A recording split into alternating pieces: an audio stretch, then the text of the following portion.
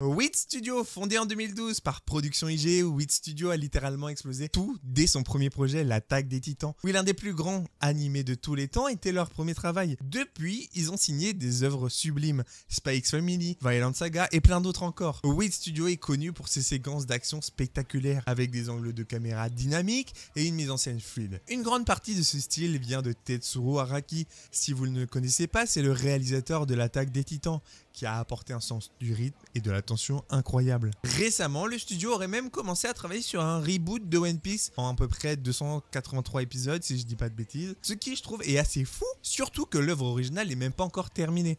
Mais derrière la gloire, souvent il se cache une réalité assez rude. Les animateurs décrivent le studio comme un champ de bataille.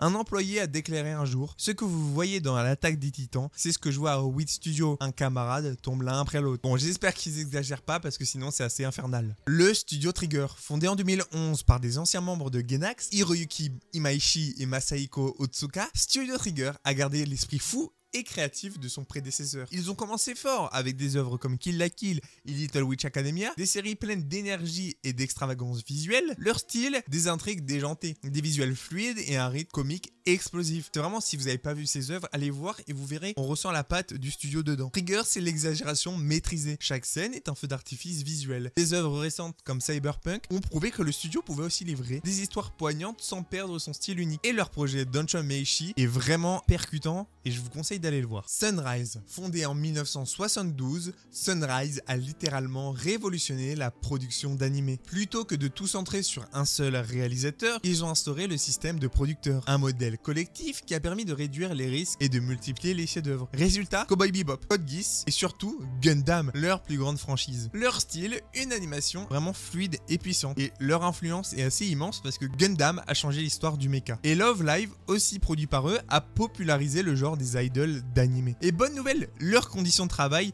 d'après ce qu'on en lit, sont réputées correctes, surtout pour leurs employés à temps plein. Le studio One Picture, créé en 2005 par un ancien producteur de Sunrise, One Picture est connu pour sa production massive. Ils sortent énormément d'animés, souvent des adaptations de light novel d'ailleurs. Leur qualité varie beaucoup selon le budget et le planning, mais ils ont livré beaucoup de gros succès. Sword Art Online, vraiment un banger la saison 1 et ainsi que les autres saisons. Kaguya-sama Love is War, un des meilleurs animes de romance, je vais pas dire le meilleur, mais vraiment un des meilleurs. Et aussi récemment, très récemment, Solo Leveling. Cependant, leur réputation est assez entachée par les conditions de travail un peu désastreuses. En 2014, un employé de 28 ans, après avoir travaillé 600 heures par mois pendant 3 ans, s'est suicidé. Un drame qui reste une tâche indélébile dans l'histoire du studio. Depuis, une petite partie de l'équipe a fondé Cloverwork, un studio plus petit mais avec une qualité plus constante. La Toei Animation, fondée en 1948, Toei Animation est l'un des plus vieux studios d'animation au monde. Ils sont derrière des monuments comme Dragon Ball, One Piece et Sailor Moon. Toei a popularisé le genre entier carrément. Les Magical Girls avec Sailor Moon, les Super Mega avec Mazinger Z, mais leur immense taille entraîne une grande variabilité de la qualité. Certains épisodes de One Piece sont magnifiques, d'autres vraiment beaucoup moins. Mais vraiment, je trouve récemment, il y a quand même eu des épisodes masterclass. Ça dépend souvent aussi de l'équipe qui est attribuée et qui est affectée à la production de l'épisode. Point positif, leurs employés sont syndiqués, ce qui leur garantit de meilleures conditions de travail que la plupart des autres studios. Le studio Gainax, fondé en 1984, Gainax a longtemps été considéré comme le GOAT des studios d'animé.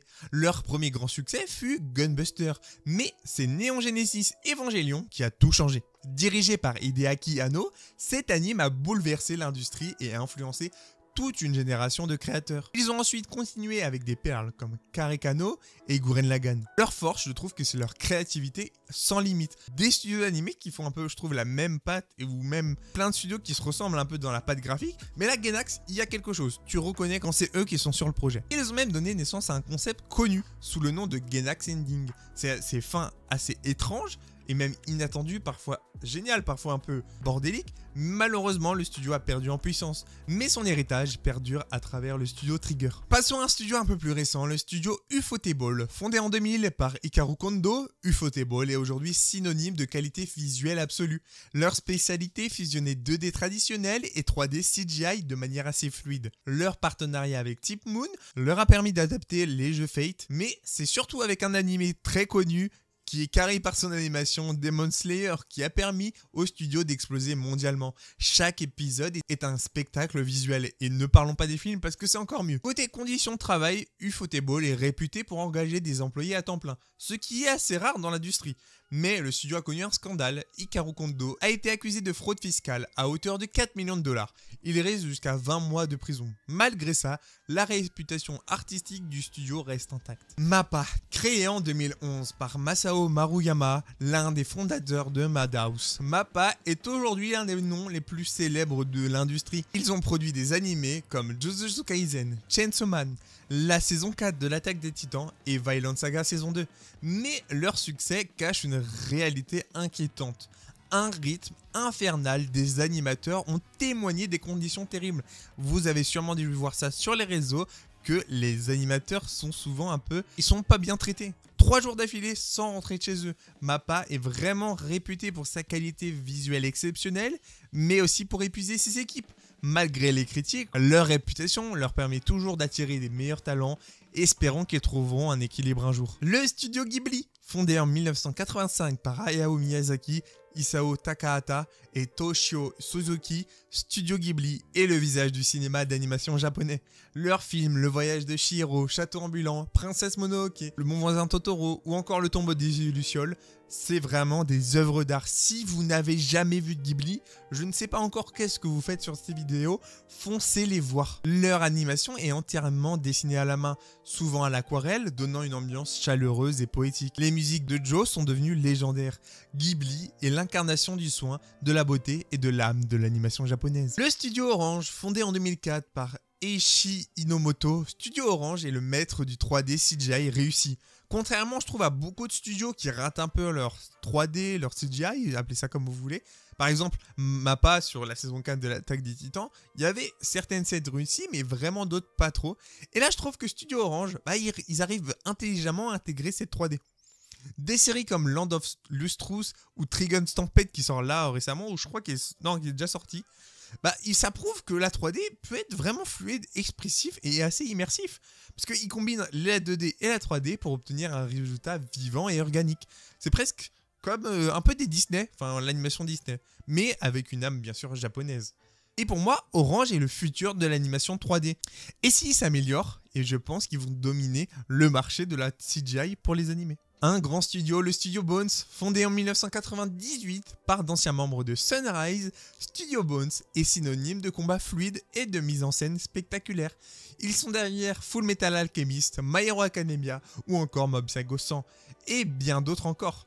Mais leur force vient de Yutaka Nakamura, une légende de l'animation, connue pour sa Nakamura Cube technique, où les débris explosent un peu en cube un peu stylé, en cube carré. Je sais pas si vous voyez cette scène dans My Hero, je vais essayer de l'afficher.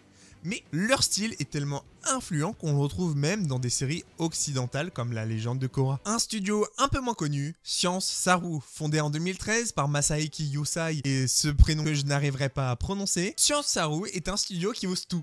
Leur premier projet, c'était un épisode d'Adventure Time, avant de livrer des petites pépites comme Ping Pong Animation ou Devilman Crybaby. Science Saru, ça mélange plein de styles, des couleurs, des cultures différentes. Beaucoup de leurs employés ne sont même pas japonais. Du coup, leur style est vraiment un peu étrange, mais je trouve que c'est assez vibrant, imprévisible à la fois. Mais il y a quand même cette créativité et cette patte du studio. D'ailleurs, ils ont fait Dan Da Dan et c'est aussi exceptionnel. Kyoto Animation, aussi appelé KyoAni, est considéré comme le modèle idéal en matière de culture de travail. Fondé en 1985 par un couple marié, Yoko et Hideaki, le studio emploie des salariés à temps plein, avec formation, congé, maternité et stabilité. Ils produisent souvent leurs propres œuvres grâce à leur Kyoto Animation Award, qui découvre de nouveaux talents et des scénarios originaux. Des chefs-d'œuvre comme Violet Evergarden, Clannad ou A Silent Voice montrent leur amour du détail et de l'émotion. Si vous n'avez jamais vu ces 3 œuvres-là, je vous conseille d'aller voir parce qu'ils sont vraiment exceptionnels. C'est, je trouve, l'animation qui te fait pleurer, qui te fait te lâcher ta larme concrètement, mais à la fin quand même t'es heureux et tu souris. Madhouse, fondé en 1972, Madhouse est une légende. Ils ont produit des classiques, Death Note, One Punch Man, Hunter x Hunter, Perfect Blue ou encore récemment la Free Run. Leur âge d'or est dû à leur fondateur Masao Maruyama, qui travaillait avec des maîtres comme Satoshi Kon et Mamoru Osanda, mais le studio a souffert en 2010 quand Maruyama est parti fonder MAPPA, et de nombreux talents l'ont suivi. Aujourd'hui encore, Madhouse reste un nom synonyme de qualité, malgré des scandales de surcharge de travail. Un employé a travaillé 400 heures en un mois, c'est assez une dinguerie en vrai. Le studio Shaft. Fondé en 1975, Shaft est célèbre pour son style visuel expérimental et artistique. Des œuvres comme Puella Madoka Magica ou la saga Monogatari ont marqué les esprits. Sous la direction de Akiyuki Shinbo, ils ont inventé des codes visuels uniques. Le Shaft Head Tilt, c'est l'inclinaison de tête assez dramatique, les couleurs contrastées et le montage assez surréaliste. Même après la dissolution de leur équipe principale, le studio continue de produire des œuvres marquantes, comme March Come In Like a Lion. Shaft, c'est le studio qui transforme chaque plan en œuvre d'art.